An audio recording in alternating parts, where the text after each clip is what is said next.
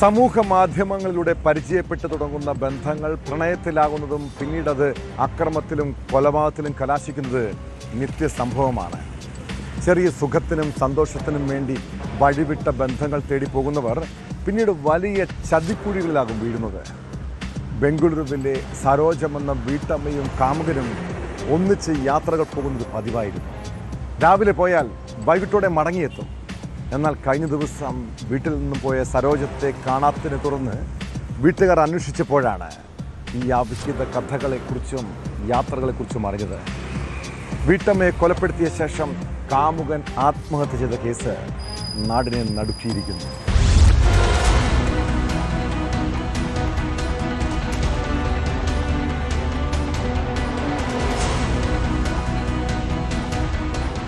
വർഷം മുമ്പാണ് ദേവനഹള്ളിയിലെ സ്വകാര്യ കോളേജിലെ ഗസ്റ്റ് ലെക്ചറായിരുന്ന സരോജവും റിയൽ എസ്റ്റേറ്റ് ഏജന്റായ രാമരഞ്ജനപ്പയും സോഷ്യൽ മീഡിയയിലൂടെ കൂട്ടുകാരാകുന്നത്.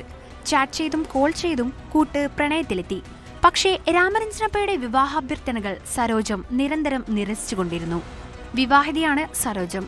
രാമരഞ്ജനപ്പ വിവാഹമോചിതനും. വിവാഹാഭ്യർത്ഥനയെ ചൊല്ലി ഇരുവരും തമ്മിൽ വഴക്ക് പതിവായിരുന്നു. ഇരുവരും യാത്രകൾ പോകുന്ന പതിവുള്ളവരായിരുന്നു. പതിവ് പോലെ മെയ് 2 രാമരഞ്ജനപ്പ സുഹൃത്തിന്റെ കാറിലെത്തി സരോജത്തെ കൂട്ടിക്കൊണ്ടു പോവുകയായിരുന്നു. ഈ യാത്രയിലും വിവാഹത്തെ ചൊല്ലി രണ്ടുപേരും വഴക്കിട്ടു. കയ്യിൽ കരുതിയിരുന്ന ചുറ്റിക കൊണ്ട് സരോജത്തെ തലക്കടിച്ചു കൊന്നു.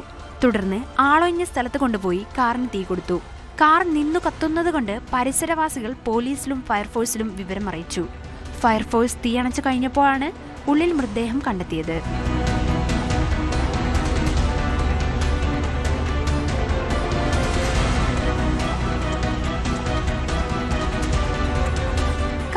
ചേസിസ് നമ്പർ പരിശോധിച്ച് കാറിന്റെ ഉടമയായ സുരേഷ് കുമാറിനെ പോലീസ് കസ്റ്റഡിയിലെടുത്തു.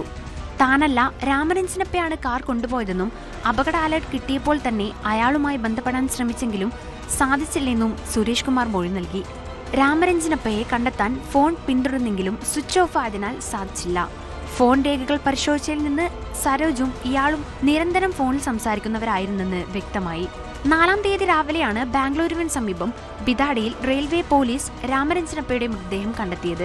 ട്രെയിനിടിച്ച് പല കഷ്ണങ്ങളായി തുണ്ടം തുണ്ടമായ മൃതദേഹം ആധാറിന്റെയും ATM കാർഡുകളുടെയും സഹായത്തോടെയാണ് തിരിച്ചറിഞ്ഞത്. ഓടിയൊളിക്കാൻ ശ്രമിച്ചെങ്കിലും രക്ഷപ്പെടാനാകില്ലെന്ന് മനസ്സിലാക്കിയതോടെ ജീവനൊടുക്കുകയായിരുന്നു എന്നാണ് പോലീസ് കരുതുന്നത്. സരോജത്തിന്റെ മൃതദേഹം ഭർത്താവ് ഏറ്റുവാങ്ങി.